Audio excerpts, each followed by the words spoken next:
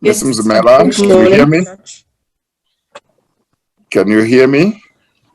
Can you hear me, Chair? Yes, I can hear you. I can hear you. But can I see you? Not on mute. Oh, I see a picture that has got your name, but I don't see you speaking, but I can hear you speaking. Oh, thank you. Thank you. Yes, now that's much better.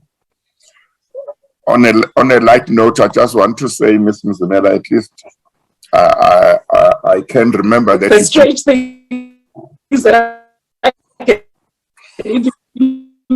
myself. My registrar. Okay. I see Mr. Gumbi on the big screen, even when Ms. Mzimela is speaking.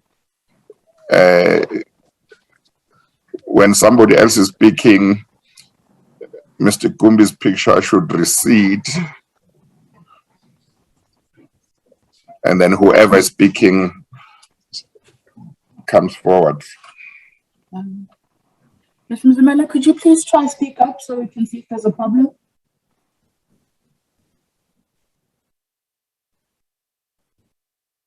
Ms. Mzimela?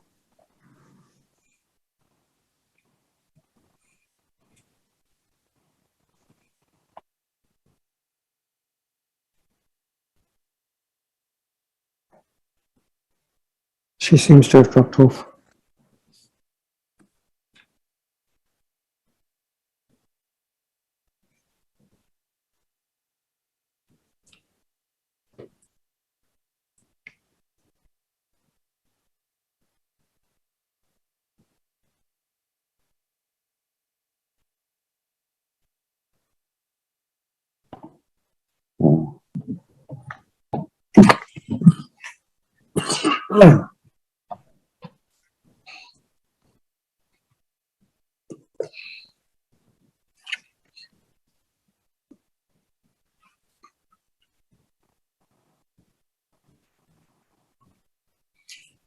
Ms. Mzimela?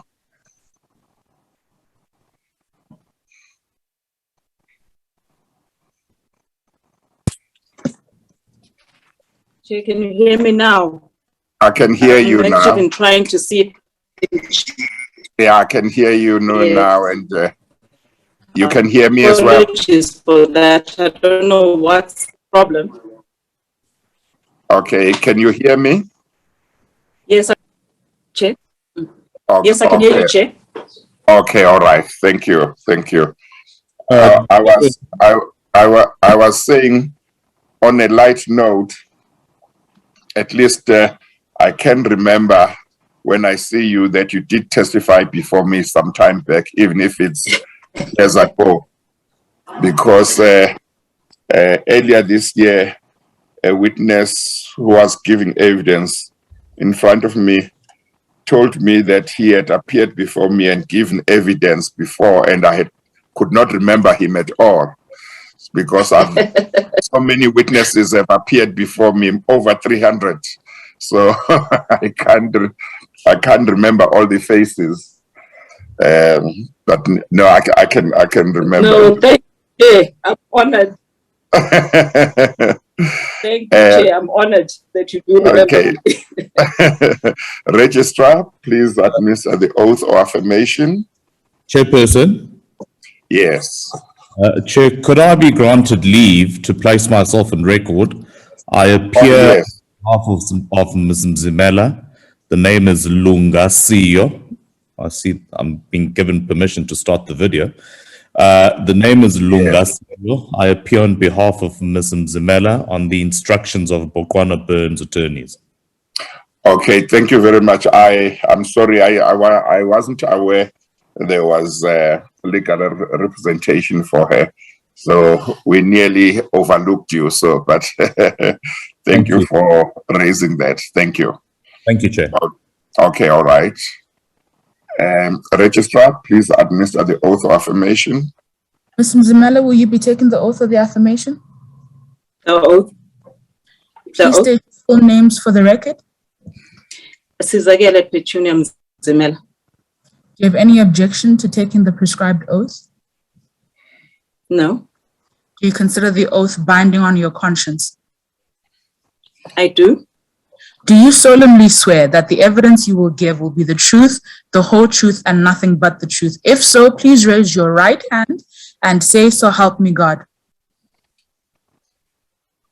So help me God. Thank you. Okay, thank you, Ms. Mzimela.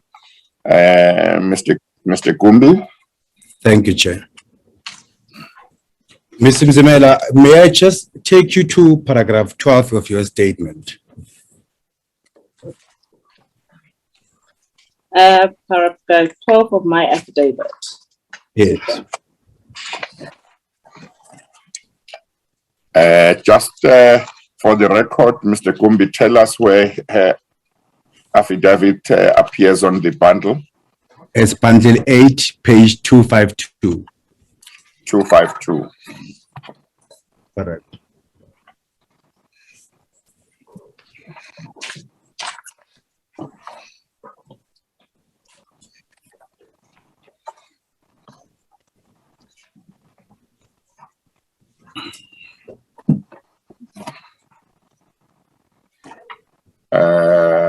Well, it starts at page 247, but you obviously want to direct your attention to page 252. To paragraph 12, Chairperson. Yeah. Okay, all right. Have you got it, Ms. Mzimela? Yes, I do, Chair. Okay. And thank you for availing yourself, Ms. Mzimela. I didn't thank you for availing yourself earlier on. Thank you. Thanks, Chair. Ms. Mzimela, if we're to read paragraph 12, it says, my experience of the approach to the governments under the then Minister Gawa's tenure was different. Under his tenure, they developed a very grey line on what would ordinarily be the board responsibility and duties, management responsibility, duties, and delegation. Do you see that? I do. And now, if you read line 3, it says that the grey line was in respect to the board responsibilities and duties. Do you see that? I do. Now, I'm assuming that the responsibilities of the board would be contained in certain documents or prescripts. If you turn to page 5, to paragraph 8 of the same bundle.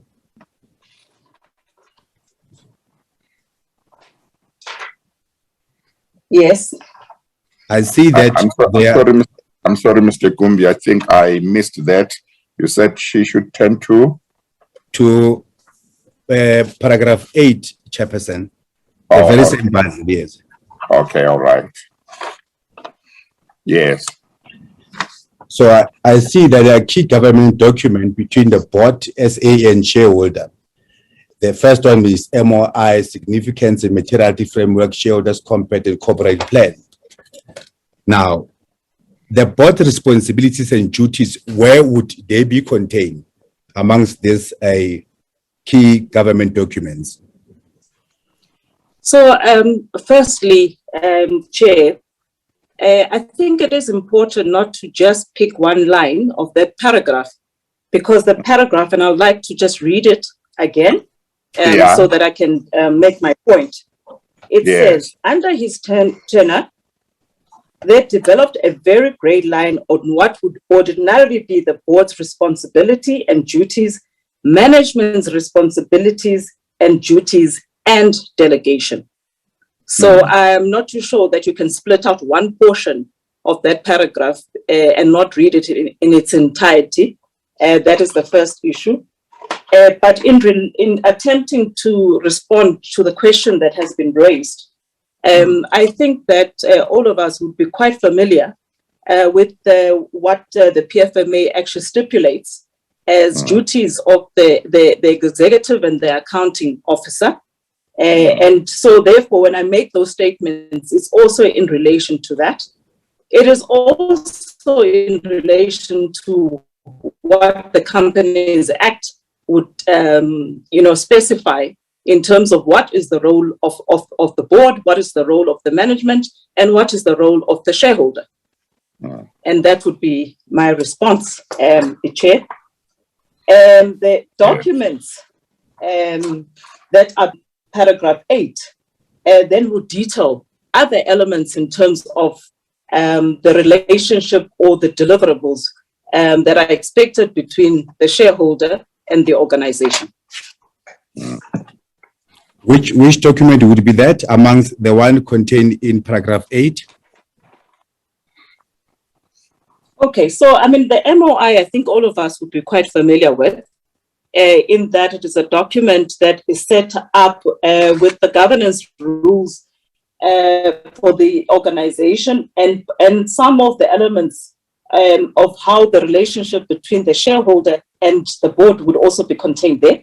The significance and materiality framework is a document which would normally be concluded between an SOC and the board in order to highlight those matters that are reserved for the board. So that's what it would actually contain. In the shareholders' compact, the shareholders' compact is a document that was renewable on an annual basis, which would actually detail the focus areas or the key performance indicators or areas that would have been agreed on between the board and the shareholder. And the corporate plan is a corporate plan, as I'm sure you'll be familiar, which is actually compiled, I mean, internally signed off by the board, that talks to how we intend to operate our business and what the focus areas would be.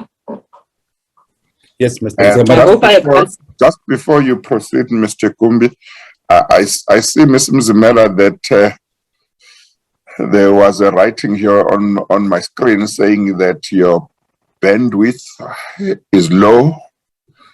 I think Brett, I don't know whether it's bandwidth is low. I think that there might be something you need to do to make sure we are not going to be cut off or something, or you won't run out of the battery or something.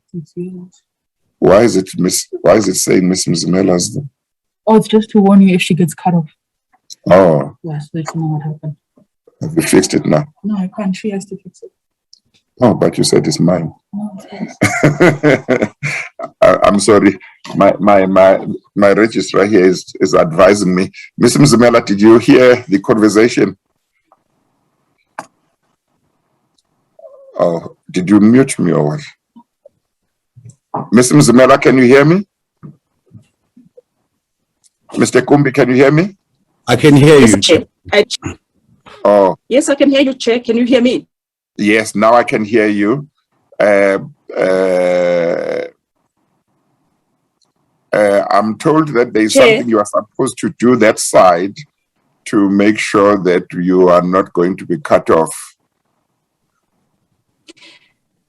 Chair, I'm going to try and see if I can log on to a different network, if maybe that may help. Oh, okay. Please just give me a minute. Okay, all right. We'll wait.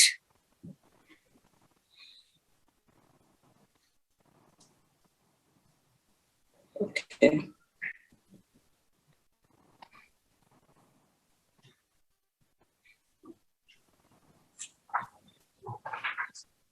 Is it better, Chair? Well, I can see you quite well. It's gone for now. It was just a writing that was saying something like is it bandwidth? Yeah, bandwidth is low. So, it has come back. It says your network bandwidth is low. So maybe we should continue in the meantime, as long as you are aware, because maybe by the time it gives us a problem, we might be done. So let's continue. Okay. Yeah. Okay. Thanks, Chair. Okay, Mr. Kumbi.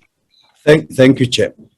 Ms. Mzimela, the question I was asking in relation to paragraph 12 was that the board responsibility, duties, management responsibilities and duties and delegation that you referred to in paragraph 12. Mm-hmm. Now, did it impact on paragraph 8? In other words, was there any infraction of the key government documents that are contained in paragraph 12? when you were saying there was a green, sorry, when do we say there was a gray line? Chair, I will again repeat that, and I've spoken, to the various documents that are highlighted in paragraph 8. But as to the question that you are asking in relation to what defines the role of the board and what defines the role of the shareholder, that is governed by the PFMA as well. It's also governed by the Companies Act, where it is very clear that the board has the responsibility for the day-to-day running of the business, well, not the day-to-day running of the business, but setting the strategic direction of the organization. Management has the responsibility of the day-to-day running, of the business and so forth. And Chair, unless there is another specific question or in relation to that paragraph, I'm of the view that I have actually responded to the question. Well, unless you would like me to pull out what the Companies Act actually specifies. Mr. Kumbi, I wonder whether it might not assist to, if I ask Ms. Mzimela this question.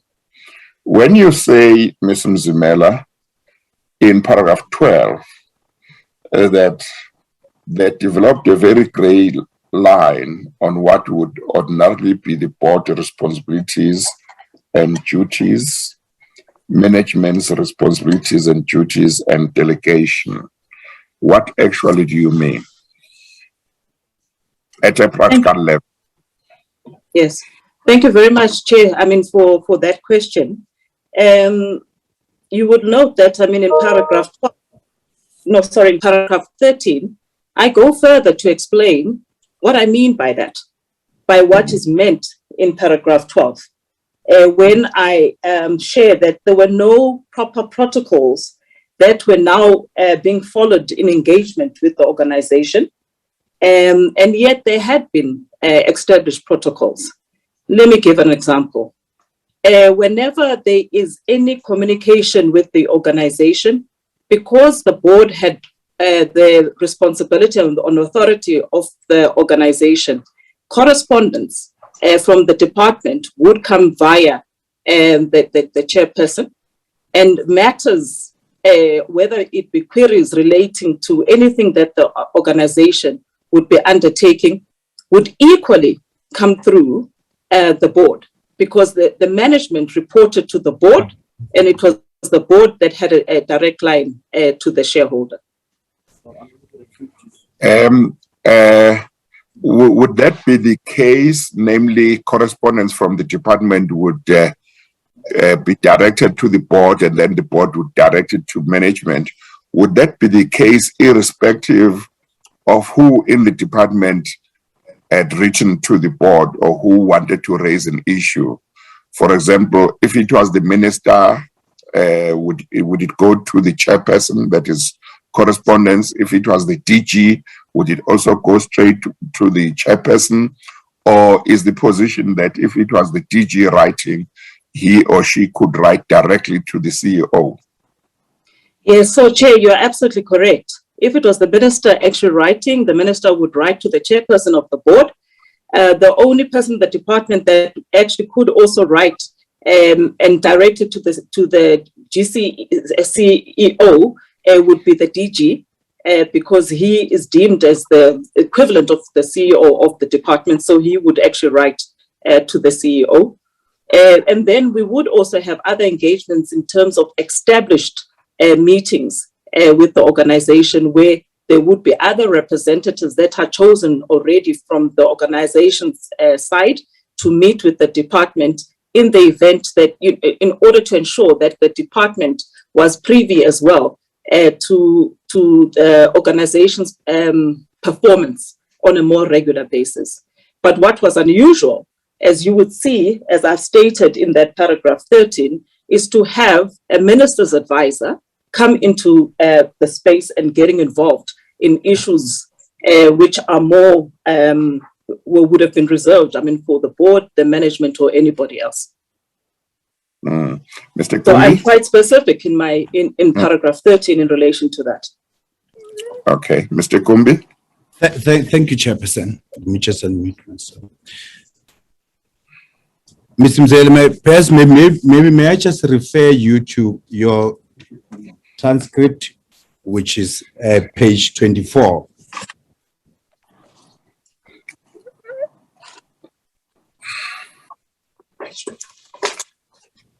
Transcript. And it should be the third line. You said page 24 of the bundle. Yeah, of her transcript. Yeah, where does it start? What page? Is it 24? It's page 24, I would say line 3, where it begins to say, are you familiar with the framework under which the SAA operates? I suspect the page number must be wrong. When you give us the page number, look at the black numbers at the top left of the page. Sorry, DCJ, might I just interject? Yes. Mr. Gumbi is referring now to Ms. Mzimela's transcript of her evidence given on the 26th of June 2019. I did mention in my introduction. Oh, that I don't have that. Yes, you have it in electronic form. We haven't been able to get you a hard copy. What I would just ask Mr. Gumbi to do is just to make sure that he very accurately places on record the relevant passage, and perhaps he can identify and read it out. And perhaps you can follow in that way. If it becomes too cumbersome, we might have to make another plan. Okay, my registrar is giving me another laptop so I can have a look. So I've got, is this page the right page? Is it page 24? Okay, all right. So that's page 24 of the transcript, and I see the date is 26 June 2019. Yes, okay, all right. I've got it, Mr. Kumbi. Thank you, Chair. In paragraph 3, line 3, Chairperson says it refers to the question to Ms. Mzimela to say that, are you familiar with the framework under which SA operates? And her response was, yes, I am, Chair. And if you go down, Chair, it says, in this regard, obviously within SAA, there are various documents that existed, such as the MOI, the Significance and Materiality Framework, and the Shareholders Compact, and the Corporate Plan. So the documents that I've just referred to, unlike the PFA, which are of universal application, these ones specifically apply to SAA. Is that correct, Ms. Mzimela? Yes, they do, and that's correct. Now, if they are specifically the documents that I've just referred to, is there any of them which the minister purportedly breached? When you say that there was a gray line. Again, Chair, I think that you cannot actually read my response to that in the absence of reading the total conversation that does talk to the PFMA, that does talk to the King report on governance, and that all I say, in addition to those documents, there are additional documents such as the following, which I then list as the corporate plan, I list as the significance and materiality, the MOI, and so forth as part of that. So the reason why I speak to those specifically is because we've already made mention of the PFMA. There's already been mention of the Companies Act and King's report on good governance.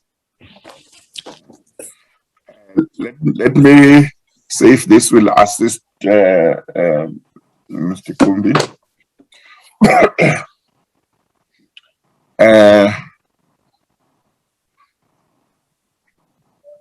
What are the things that you say Minister Kigaba did or did not do which resulted in there being a great area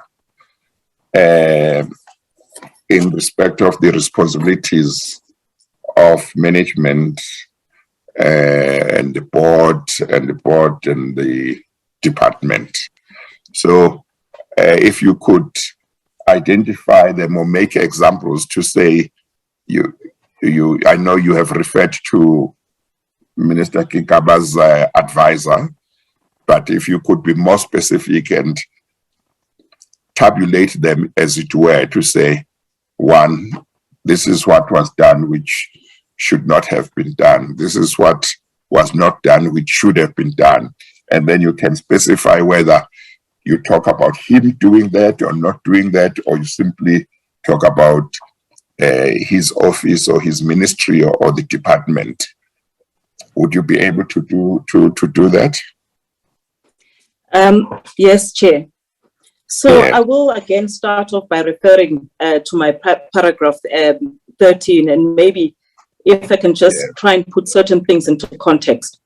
The reason why, and I'm using it as an example, when I say there was a blurring of lines, and I use his advisor and how he was interacting with the organization as a very key example.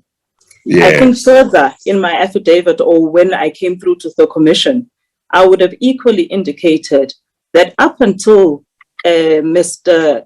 Gigaba became a minister, I was well aware that the previous ministers had advisors and had encountered some of those advisors, but purely in meetings with the minister.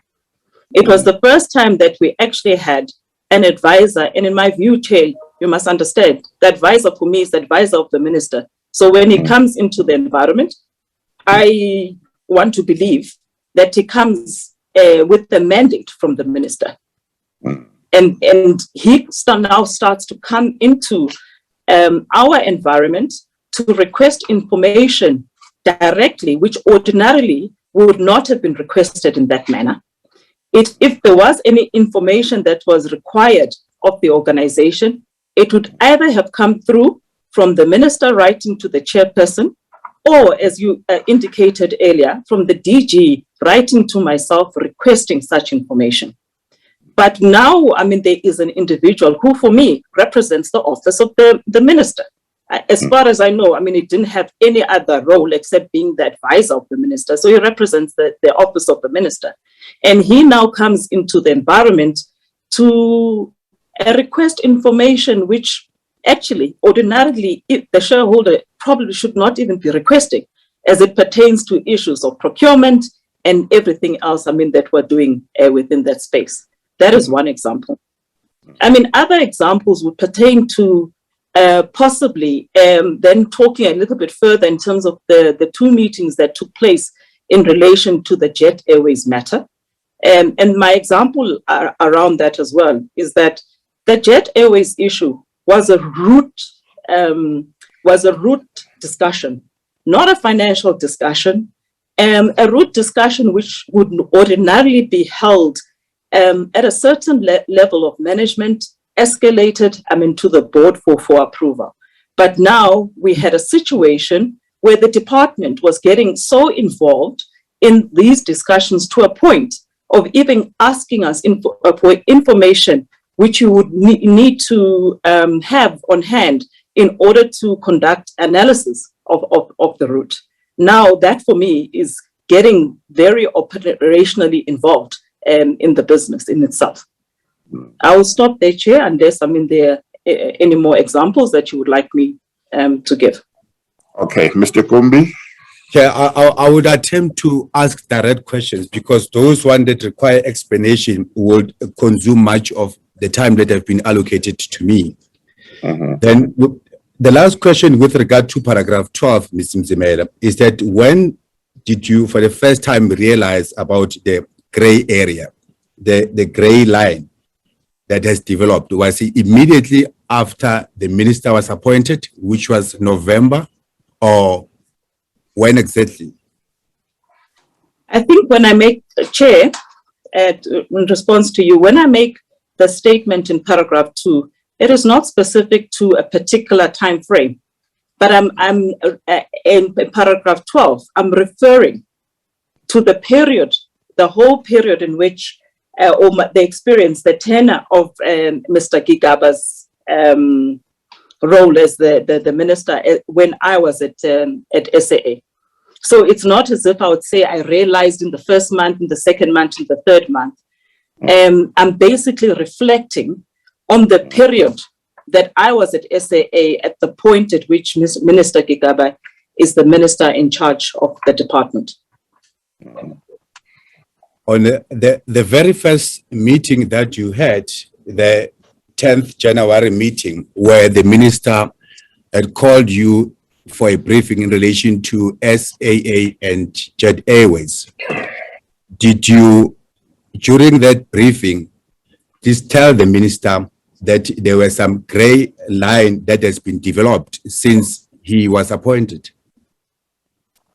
No, Chair, I had no reason to be having a conversation with the minister about grey lines that would have developed. And I think that, as you correctly indicate, the minister had started in November. We have a meeting with him, is it what, January? I don't think that one would be in a position to already be saying there are grey areas that have already been observed in that first meeting. That was not the purpose of the meeting. In that meeting, the minister had requested a meeting with the chairperson, and therefore I was supposed to be attending that meeting together with the chairperson. You were already, when the minister was appointed, in the aviation industry for more than 15 years. Is that correct? That's correct, Chair. You were familiar with the prescripts, the PFMA, and also the MOIs that were applicable to SAA. Is that correct? That's correct. Isn't that accords with good corporate governance that you see the minister who is just 2 months being appointed to say, Minister, as the CEO, can I advise you on some certain prescripts which are applicable? No, Chair, I don't believe that that would have been my role. I mean, my role, as the group CEO is to run the organization.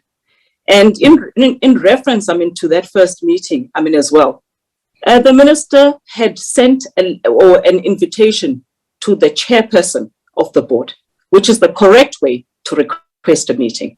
The minister had actually indicated that he would want to, or at least, I had to provide a brief on what our relationship with Jet Airways was like, or what are the things that we're discussing with Jet Airways at that point in time. So that was my role going into that meeting of January. I do not believe that it was my place, in January, to already be having a discussion with the minister to say this might be a potential grey line.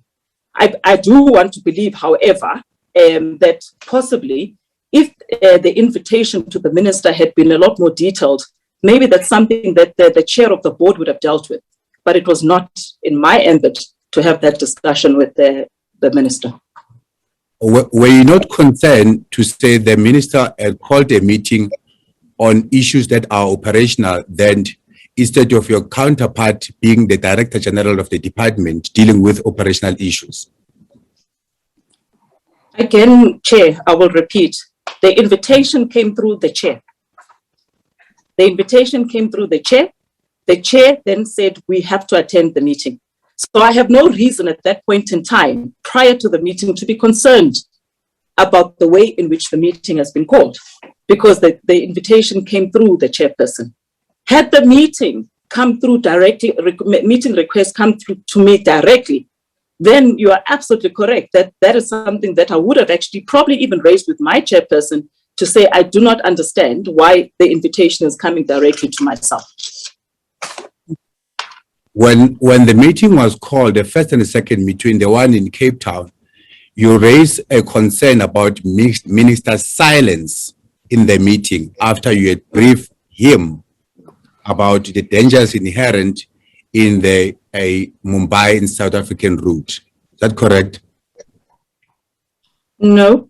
I think that I raised concern, Chair, about minister's silence in the way that the Jet Airways representative speaks to us within that meeting. That concern, why was it not addressed to the minister? Chair, maybe I need a little bit of clarity, because I think that I'm probably confused, Chair, as to what the question is. So this is what happens in a meeting, and I describe what happens in the meeting, and post the meeting, I raise those very concerns that I have raised in my affidavit to my chairperson. And which is why when she came to the commission, she actually indicated as such. She indicated that immediately after attending this meeting, I raised, both myself and the other board representative raised the concerns with her. Mr. Gumbi, I would understand your question of asking the witness why she didn't raise that issue with the minister at the meeting, if your client's version was to deny that he was silent. But my recollection is that his version is not to deny that he was silent.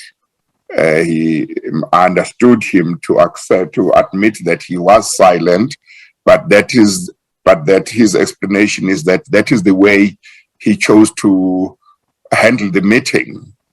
So I'm just saying, if you are not denying that he was silent, I'm not sure that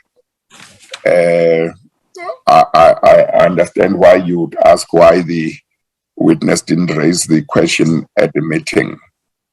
Chair, in the statement and also during her testimony, she raised a concern about the fact that after she briefed the minister about the danger inherent in the Mumbai South African route, the minister never said anything in that meeting. In fact, she was expecting the minister to have reacted either in her favor or to object to the pressure that has been put by Mr. Goel from the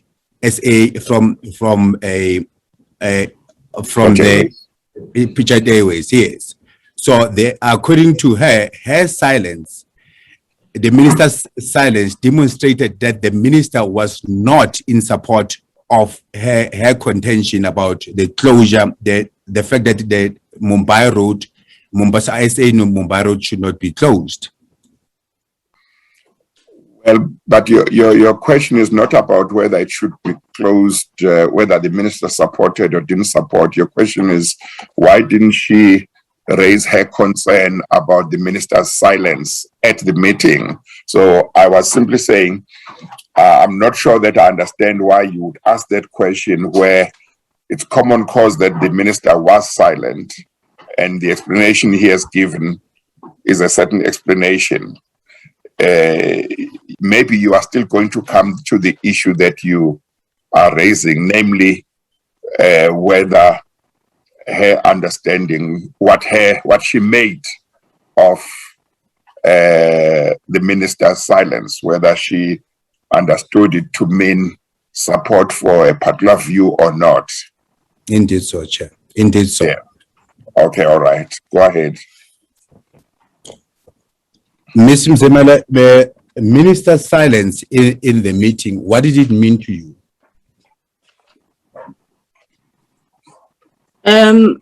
Chair, I think that I actually indicated, even when I came to give a testimony, that one cannot actually recall the exact words. But for me, what I was highlighting is that I was a little bit taken aback that the minister did not say anything. And it just to also be clear, it's not about a minister speaking up to say he agrees with our position or not, but taken aback that an individual comes into a meeting, speaks to all of us in that meeting in the manner that he did, to a point of instructing that this is what the SAA management team should be doing. And no one says anything until the deputy minister actually speaks up. So even when the deputy minister speaks up, essentially what he is raising a concern about is that all of us are gathered to listen or give audience to the Jet Airways individuals, to position whatever proposal that they would have wanted to actually discuss. However, it is unacceptable for them to come into a meeting and begin to instruct us on what should actually happen.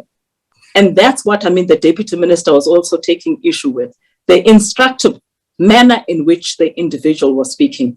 And that surprised me. It surprised me that it took the Deputy Minister to actually raise that as a concern when the Minister was present in the room and the Minister was the chair of the meeting. Just to make sure I understand you, so is your evidence that you are not saying that the minister's silence meant that he agreed or didn't agree with the closing or not closing of the Mumbai route?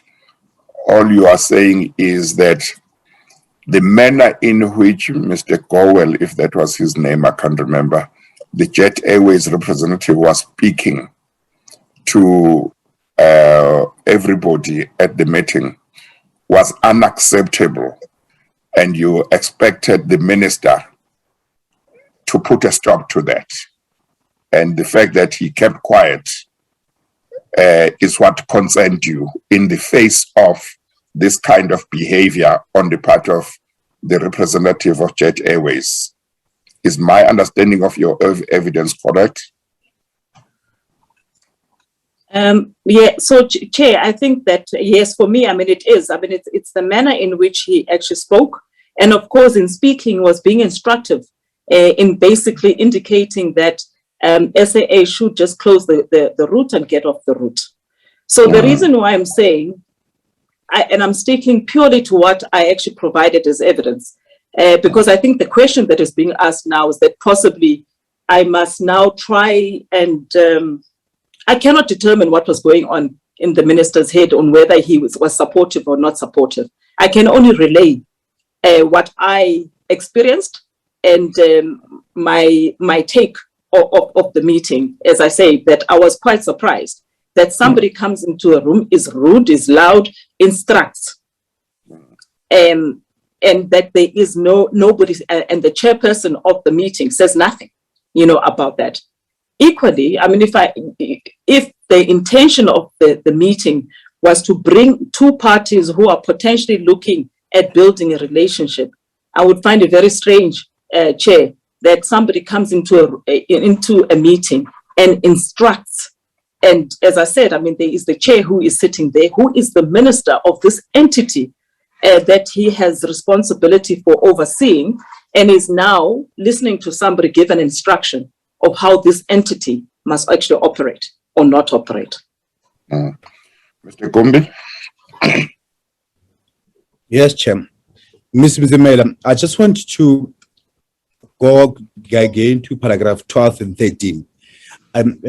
Is it correct that both paragraph 12 and 13 does not mean that the minister authorized Mr. Mahlangu to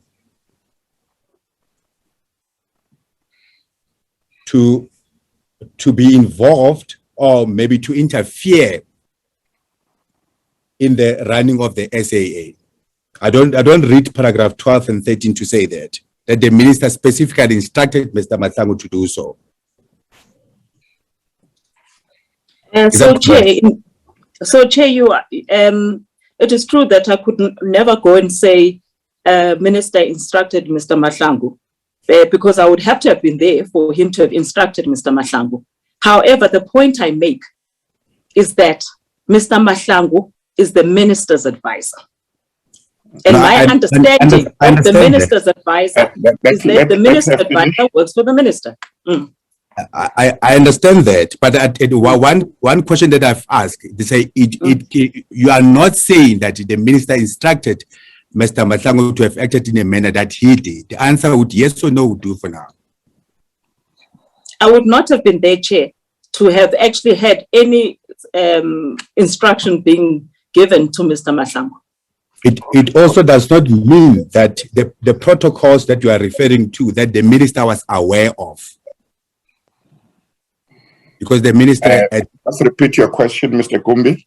That no, paragraph 13 said no protocols were followed for engagement with the organization, that the established protocols were ignored. I cannot also read this paragraph to say that the minister was aware of those protocols, because you were not aware whether the minister knew them or not. Is that not correct? Chair, I hear the question, but I will be honest that the question actually confuses me, because I will again go back and repeat. When a person comes, if I go to a meeting, or if I went to a meeting as the CEO of SAA, I would be representing SAA. And it is in that context that I'm saying the minister's advisor comes into an environment, and in my view, he is representing the minister's office. That's why he even had access to the organization. In the absence of him being viewed as a person who is representing the minister's office, he would not have even been provided access into our environment. Okay, I think let's put the question this way. Do you know or do you not know whether the minister would have been aware of the protocols you talk about in paragraph 13? Yes. The minister would have been well aware of those protocols, Chair. If the minister was, I would find it very strange if the minister was not aware of them. Okay. Mr. Kumbi? But the except for PFMA and all those overarching pieces of legislation, there are prescripts that are applicable to SAA that I've mentioned about MOI, which is also accord with good corporate governance. Why would you say the minister would have known, especially such pieces of legislation which are applicable only to SAA? Chair, again, I am absolutely, confused, because the assumption seems to be that those prescripts which apply specifically to SAA are in conflict with the PFMA and the Companies Act, and they're not. Okay, maybe let me rephrase the question. Let me rephrase the question. As far as you're concerned, you had never briefed the minister about the MOI that is applicable to SAA. You had never briefed the minister about those prescripts, that the significance and materiality framework that is only applicable to SAA. As far as you are aware, you had not briefed him about that. So you can't say that the minister is ought to have known about those. Is that not correct? So, Chair, my understanding is that, for everybody who gets appointed into office, that there would be an obligation for their officers to provide them with, or at least, what's the word? Induct them in terms of whatever the documents that are relevant, to them. As much as, when I take over as CEO, somebody in the office would have the obligation to ensure that I am actually familiar with whatever documents that govern the business are. And likewise, I would have thought that it would have been the responsibility of the department to be able to ensure that the minister is well aware of all of the various protocols and the various documentation. And then specifically to respond to the question, it would not have been my role to update the minister. That's not my, I have no obligation. And it was not in my space to be the one to share with the minister as to what is contained in each of these documents and how and what protocols should be in place between himself and the organization. But I would want to believe that the minister was quite familiar with those, for the mere fact that he would call the chairperson in trying to set up meetings and not myself. Mr. Kumbi, we have gone way beyond 30 minutes. We have done over 45 minutes. I'll give you 5 minutes more to cross-examine. But before you continue, I just want to say I'm getting the impression from your question that your instructions are that Minister Kigaba was not aware of the MOI of SAA. Are those your instructions? No, Chair. I'm saying that the assumption that he ignored, it created the impression because you can only ignore what you know. So, yes, but that's why I'm saying your question suggests to me that he was not aware, because otherwise, if his version is that he was aware, then I'm not sure that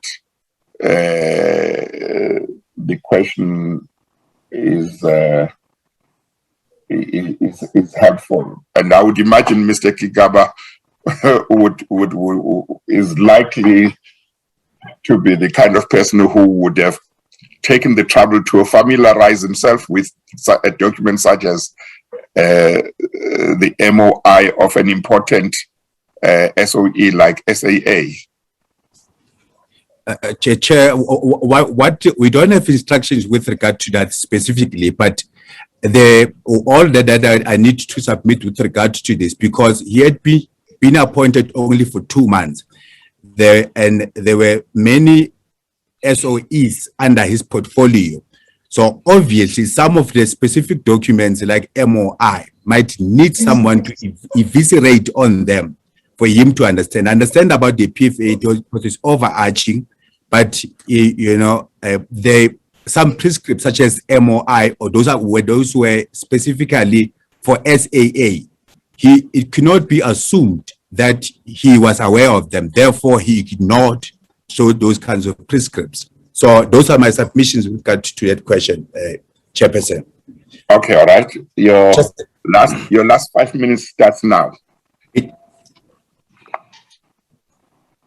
Ms. Zimela, I just want to refer to paragraph 65 of your statement.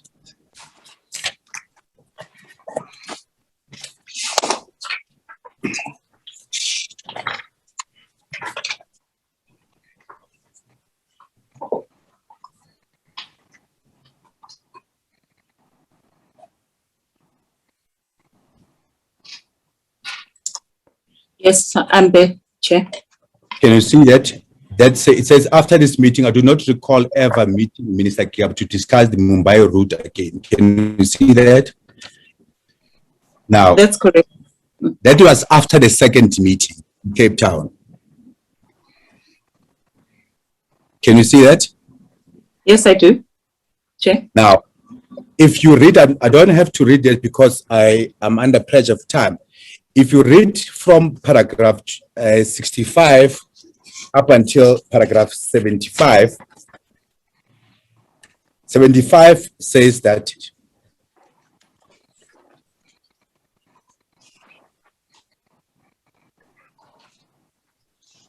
it says that at the stage at which code sharing agreement was concluded, the agreed terms were beneficial to SAA.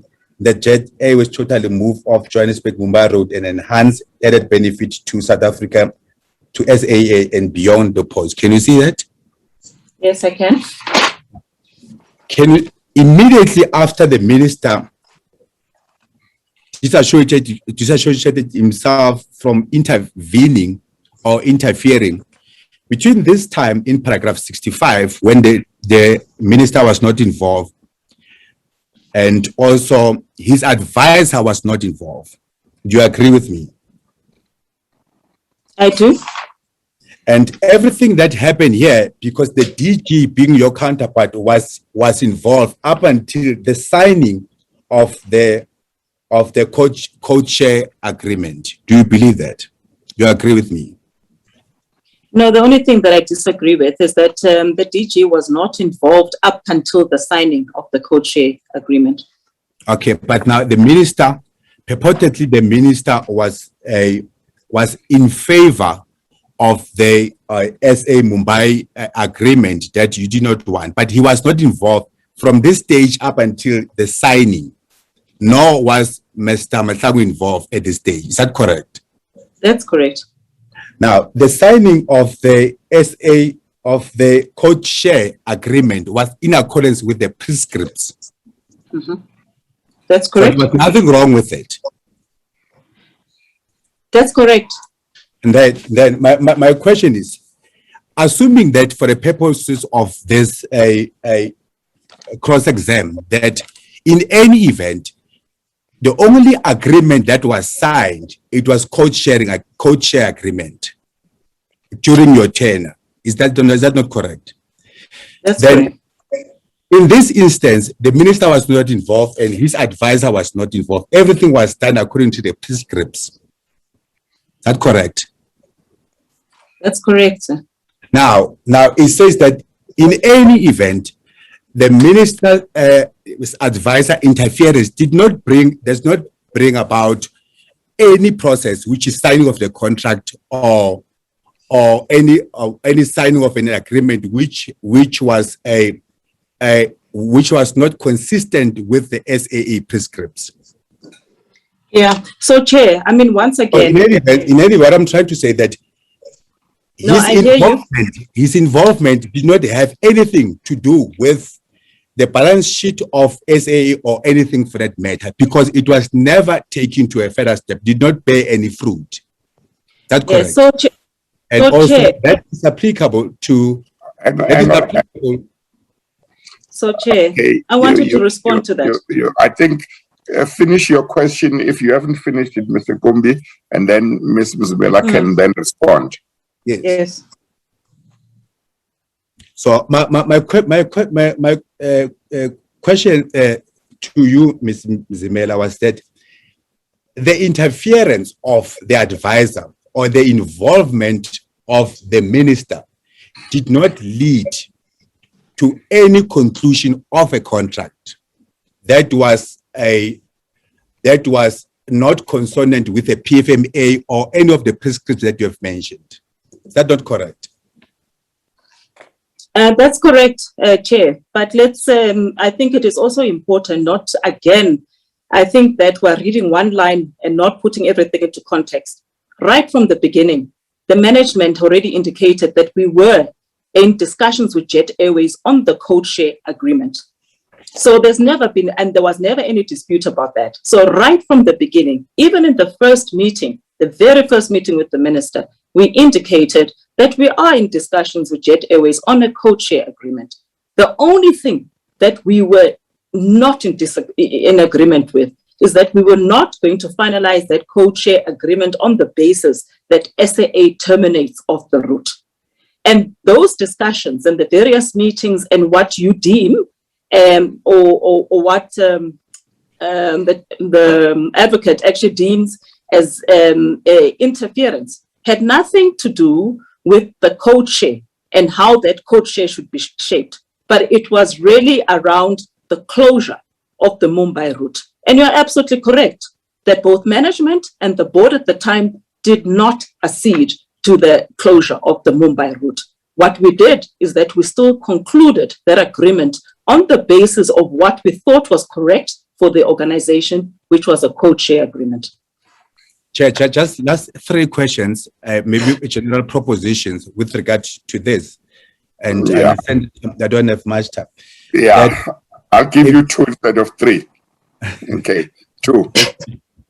Chair, paragraph 75 that I've just, the one that I've just alluded to, and you can say that in your statement that in fact the code share agreement enhanced added benefit to SA on beyond points. Do you see that? Yes, I do. You are actually the driver of this code share agreement, isn't that so? Indeed, which is why I refer even from the first instance that I was a driver even from the start until there were these meetings. So eventually, strip of all verbiage, eventually the agreement that was signed, you were the driver of it, being the code sharing agreement. The minister was not involved, nor his advisor was involved in coming to this agreement. So all being said, the involvement of the minister or the involvement of his advisor had nothing to do with this contract that has been signed, you being the driver. Is that correct? So, Chair, I think I have already indicated that. That is actually true, that we, when I say we, I mean both the management and the board, stuck to their guns in ensuring that they concluded exactly what they believed was correct for SAA, which was purely a co-share agreement. So I do think that it is kudos to both the management and the board for understanding what their roles were in relation to governance, and that we had the right to make sure that in everything that we do, we take SAA into consideration first. So I agree with you that in the end, that's exactly the type of agreement that was signed. And Chair, just lastly, and in the end, Mr. I don't want to take advantage. This is the last question. This is the last question. Okay, all right. Now, assuming that the minister wanted the closure of SA Mumbai route, so the minister eventually did not get what he wanted. Is that correct? Is that a question? Yes, because all the data was actually negotiated is a code share, not the closure. So the minister did not get what he wants, because he wanted, assuming that he wanted the closure of SA Mumbai route. Yeah, so I won't say that, I'm not going to comment about what the minister wanted or what the minister did not want. But the one thing that I can actually, and I'll go back again to say, we concluded the co-chair agreement on the basis of what was agreed within the organization was beneficial to SAA. If the minister, because we believe that that was the route that we needed to take, and our view was that if the minister had a different viewpoint, then he should put it in writing, because he would always have had the ability to instruct in writing, but that was never forthcoming. And therefore, we did what we were supposed to do in light of what we thought was beneficial to SAA. Chair, I don't want to take advantage of this. I want that's it, Mr. Kumbi. Thank you, Chair. Thank you, Mr. Mybeck. Do you? Oh no, counsel for Ms. Mzimela. Do you have any re-examination? Chairperson, there are no questions in re-examination. Okay, all right. Thank you, Mr. Mybeck. Do you have any questions?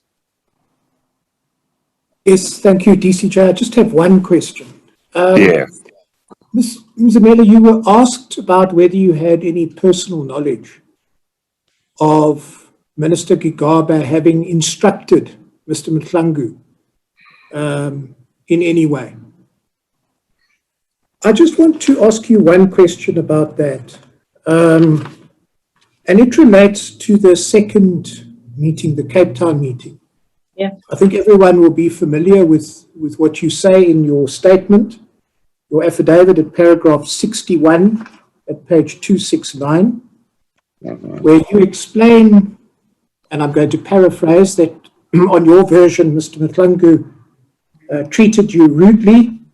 You say at paragraph 62 that you lost your temper and that throughout this, Mr. Gigaba remained silent. If I could take you, please, to paragraph 62.1 over the page, at page 270. You say that days after the meeting, Mr. Mthlangu would telephone me to request a few minutes of my time. He offered to take the Gautrain to meet with me. We met at the Intercontinental Hotel at the O.R. Tambo International Airport. And this is the sentence that I would like you to comment on so far as instructions are concerned.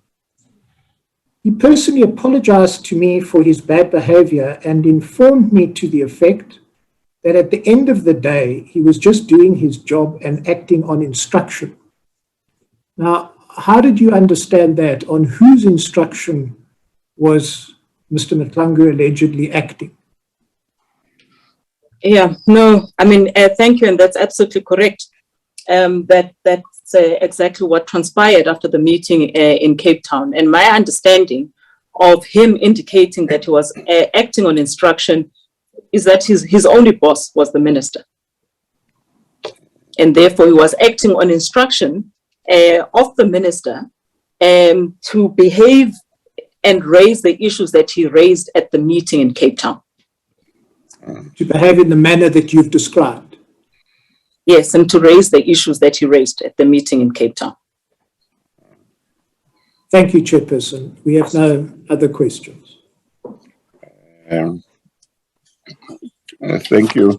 Were there other examples, Ms. Mzimela, that you were aware of or that indicated the gray areas, things that were done which should not have been done by either the minister or his advisor, that you were aware of, that you did not deal with?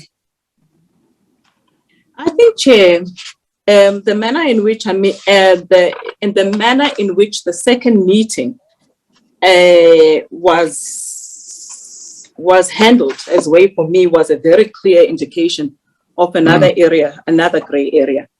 And if I could just take you back, very quickly, is that I think I would have actually indicated that a call had been actually put through to the chair of the board to meet in Cape Town at very short notice, which is why she was not able to attend, and I had to attend together with Mr. Daka. In going through to the meeting, our understanding was that we were going to be probably having a discussion relating to the financial situation of SAA.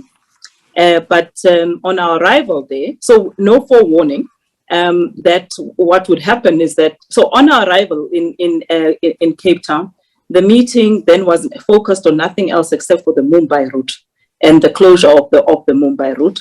In addition to that, nobody had actually informed us that Jet Airways would be at the meeting. As I indicated, that we then established that the Jet Airways people had been sitting outside when we were having the initial meeting with the minister, and then they were invited, to join the meeting towards the end. So that's really odd. And for me, those are gray areas, because ordinarily, if the ministry was well aware that the discussion was supposed to be a discussion on Mumbai and that they had external guests that they were invited, they are the shareholder of the entity and should have probably communicated that correctly and indicated what information needed to be prepared for that meeting. That did not happen. Instead, we were ambushed effectively by the presence of Jet Airways people, and firstly, by even the discussion on Jet Airways, because we do not understand that that's what we're at that meeting for. So that is another example, Chair, from my side. Okay, all right. Thank you very much. We are done. Thank you for availing yourself, Ms. Mzimela. Thank you, Mr. Gumbi. Thank you, Mr. Solomon. Thank you, Mr. Mybeck. Thank you, Mr. Theo. Yes. Thank you, Chair. Yes, Ms. Mzimela, you want to say something? Am I allowed to say something, Chair? There is something that I feel quite strongly about. Yeah, tell me about it. Yes. So, Chair, I think, firstly, you thanked me for coming through to commission and availing myself to the commission once again. I think the first time around, it was one's doing one's duty to the country in coming forward with whatever evidence that we had. But when then Mr. Gigaba requests a cross-examination, for some of us who've never had to find ourselves in that space, which obviously meant that I would had to also bring in lawyers from my side in order to assist me in educating me as well as to what to expect in a cross-examination. So that's fine. But what I take issue with is that I'm going to have to pay for my lawyers while Mr. Kigaba's lawyers are paid for by the state. My taxpayers' money. I take exception with that.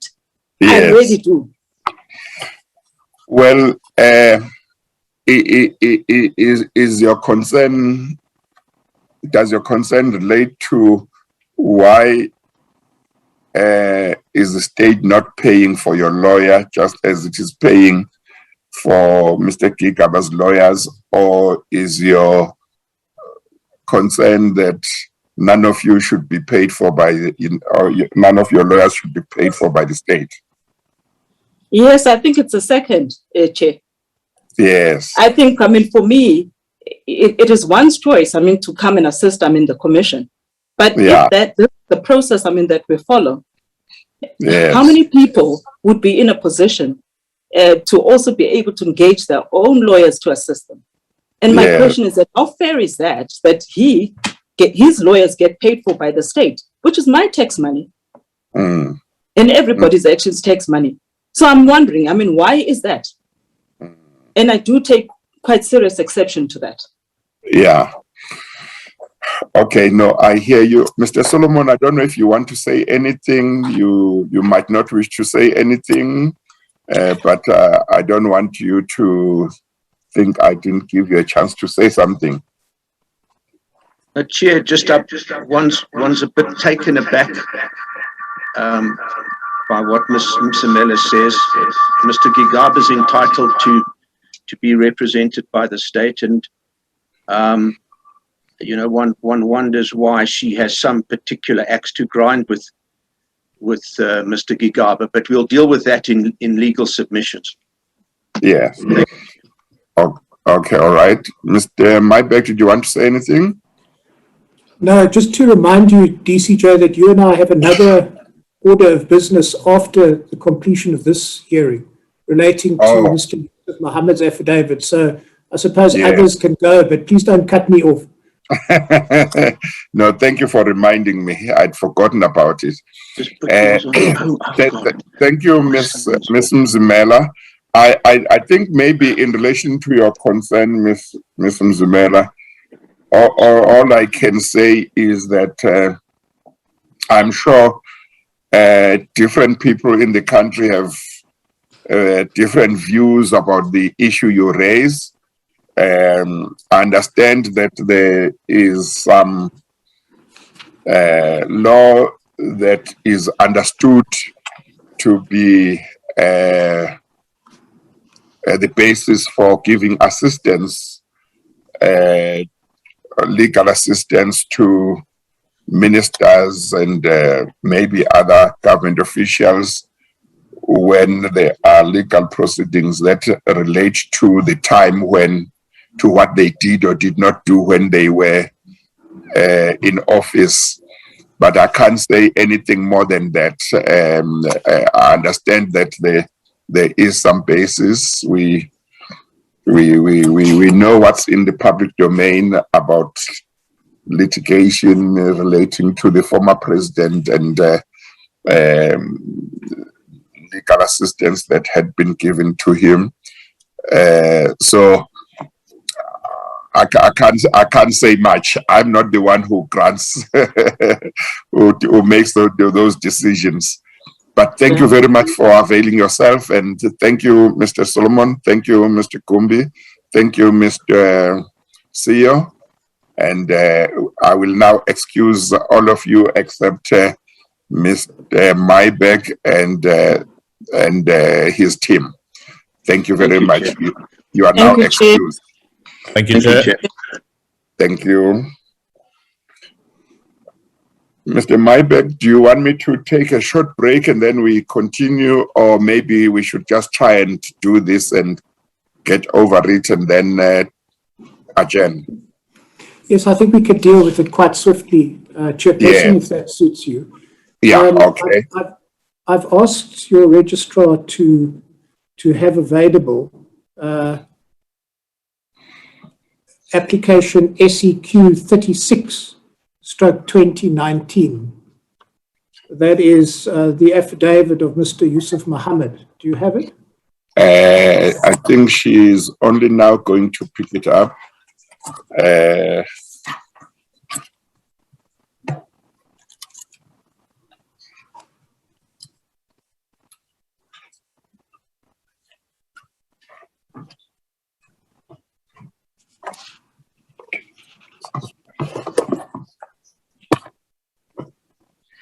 Yes, I've got it. Chairperson, you will recall that Mr. Yusuf Mohammed brought a Rule 3.4 application in relation to certain evidence given by Mr. Callard as to Mr. Mohammed's role in the 1064 locomotive transaction. What Mr. Mohammed originally wanted to do, DCJ, was to present this affidavit and also to give oral evidence. This was an application that came before you and you granted it. Sometime after that, an agreement was entered into between Mr. Mohammed and the Commission. This is in December of 2019, to the effect that his affidavit would be placed on record before the Commission. A short summary of his affidavit would be delivered by you during a public hearing, and that in the circumstances he wouldn't testify.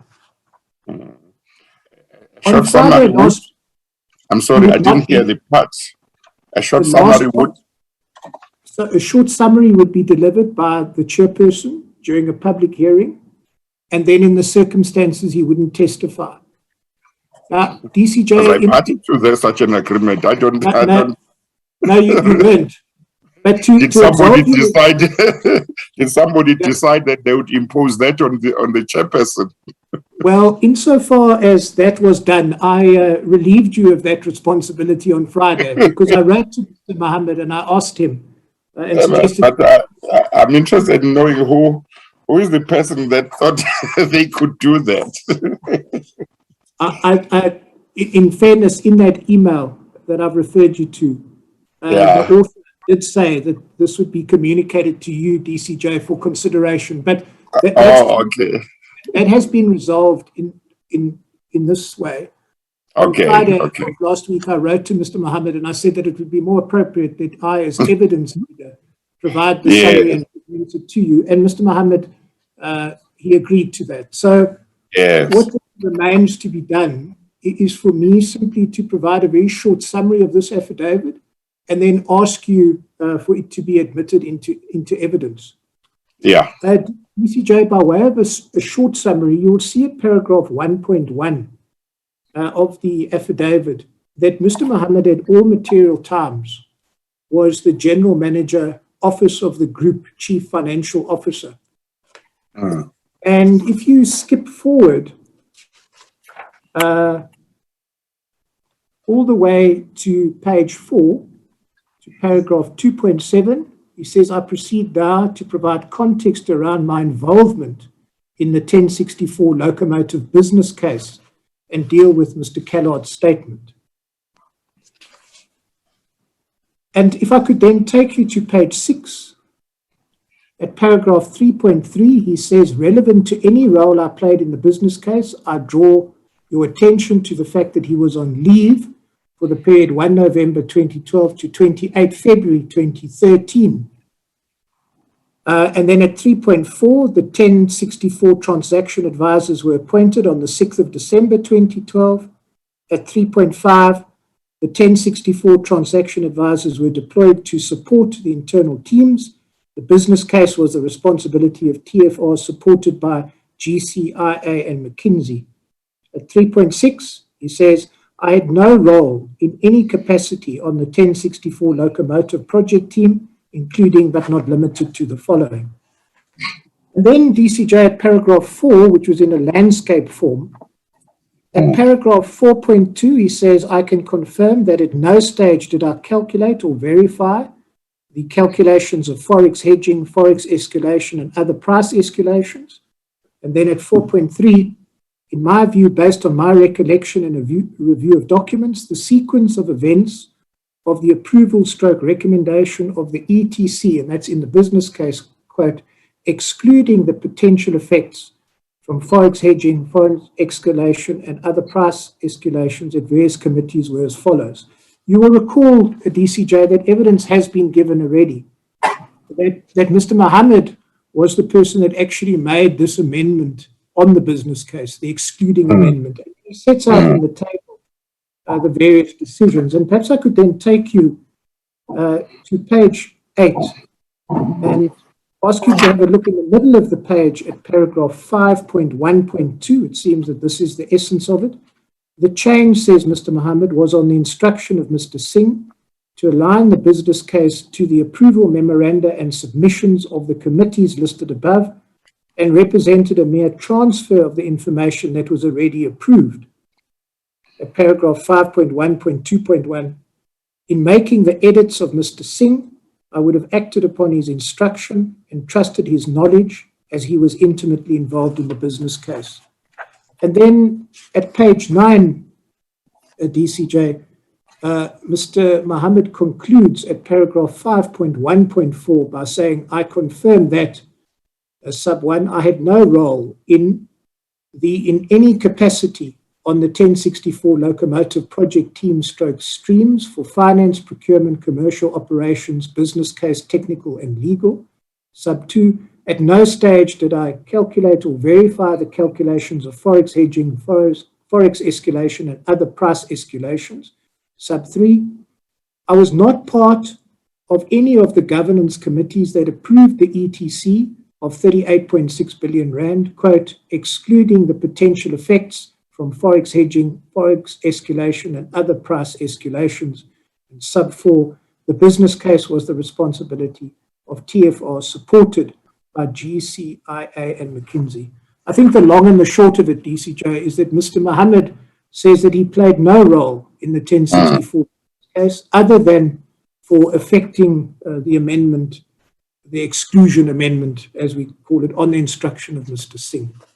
Yes. If that suffices as a fair summary of Mr. Mohammed's affidavit, I would then ask you, please, DCJ, to admit into evidence then Mr. Yusuf Mohammed's affidavit attested to on the 17th of May, 2019. And do you have an exhibit number or something that we will use? What exhibit we'll call it? Well, I suppose for present purposes, it could just be under SEQ 36 of 2019. I am aware of the fact that Mr. Mohammed has previously put up an affidavit as a particular exhibit. If you could just maybe give me a second, I can try and find it, DCJ. Yeah. Thank you. Okay.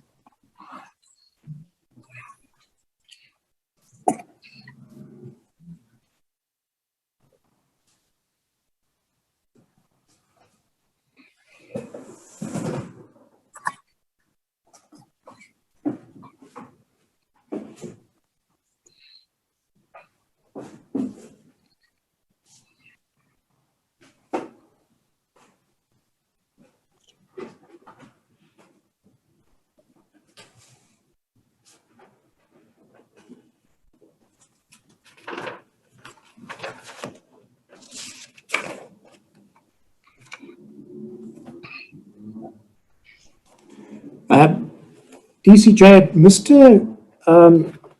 Yusuf Mohammed's exhibit is exhibit BB4 in brackets G.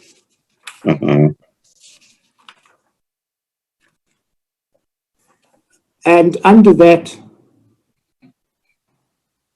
exhibit, an affidavit has already been entered.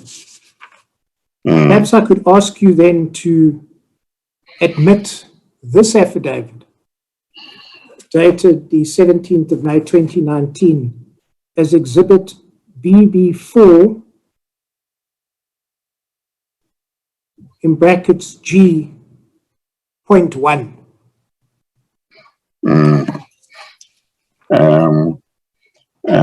That's BB4 in bracket G, then point 1.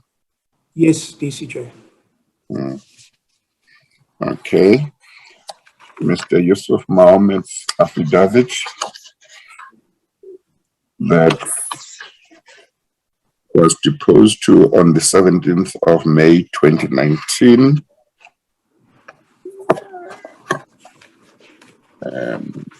And appears or is contained in file SEQ 36/2019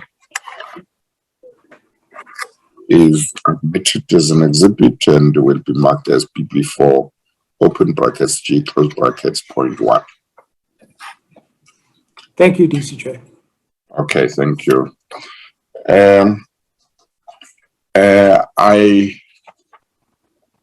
I hope you did get a message last week that you will just have to remember that we do the same with regard to some of the affidavits that came late, such as the one for Mr. Mkwanazi in relation to Mr. Mlefe's appointment. I did get that message. I was wondering, DCJ, would it be in order if I was to provide you with a written order that you could make and sign, or is it something that you want to deal with on the record publicly like we have now? I think it's preferable that we just arrange and deal with it publicly. So if there's a transcript that refers to it, and there is that transparency. Yeah. So I think once you are ready, we could do that. We could just find time and do that. Yes, thank you. And perhaps I could do it at a time where I've parceled together all the various affidavits that we may want you to. Thank you, DC. Okay, thank you. Okay, thank you. We'll adjourn. Thank you.